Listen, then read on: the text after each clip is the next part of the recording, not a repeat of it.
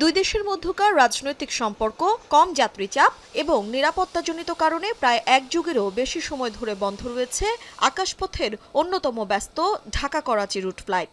সম্প্রতি দুই দেশের বাণিজ্যিক ও কনস্যুলার আলোচনায় নতুন করে বিমান যোগাযোগের বিষয়টি গুরুত্ব পাওয়ায় নতুন ভাবনার দুয়ার উন্মুক্ত হয়। দক্ষিণ এশিয়ায় আঞ্চলিক যোগাযোগ বাড়ানোর কূটনৈতিক উদ্যোগের অংশ হিসেবে ২৯ জানুয়ারি ফিরছে এই রুটটি। সপ্তাহে অন্তত বিমান বাংলাদেশ এয়ারলাইন্সের চলবে দুটি ফ্লাইট।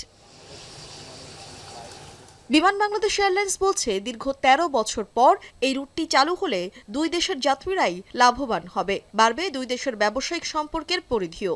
একটা রুট চালু করতে গেলে অনেক কাজ থাকে, সেই কাজগুলো চলতেছে, চলমান আসছে এখন পর্যন্ত। এতদিন কোনো ফ্লাইটই ছিল না ঢাকা করাচির মধ্যে, ওই দিক থেকেও ছিল না, আমাদের এই দিক থেকেও ছিল না। তো অবশ্যই তো যদি হয় উভয় দেশই উপকৃত হবে।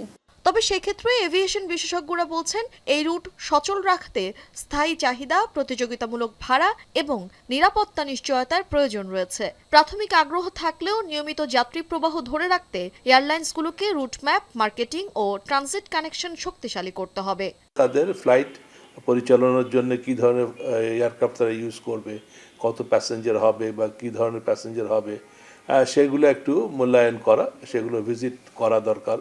এগুলো যদি মূল্যায়ন না করে যদি করা হয়, তাহলে আমরা অতীতে দেখেছি অনেক রুট শুরু করে আবার বন্ধ করে দিতে হতো। সেই রকম পরিস্থিতি কিন্তু একটা এয়ারলাইনের জন্য একটা ভালো বার্তা দেয় না। এই বিশেষজ্ঞ আরও বলেন, বাংলাদেশে আসন্ন নির্বাচনের মাধ্যমে গঠিত নতুন সরকারের সঙ্গে কূটনীতিক সম্পর্কের ওপর নির্ভর করছে নিরবচ্ছিন্ন ঢাকা-করাচি বিমান চলাচল। বিমানই ভালো বলতে পারবে তারা কেন এই সময়টাকে বেছে নিল, এই সময়টা বেছে নেওয়ার কারণ কি। তো কাজে এইটা কিন্তু যদি কমার্শিয়াল কারণকে যদি না করা হয়, জাস্টিফাই না করা হয়ে থাকে, তাহলে এটা আমার মনে হয় না খুব একটা ভালো ডিসিশন।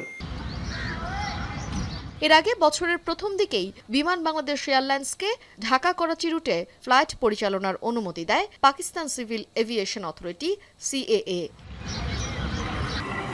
তানজিলা খান মিম, এখন, ঢাকা।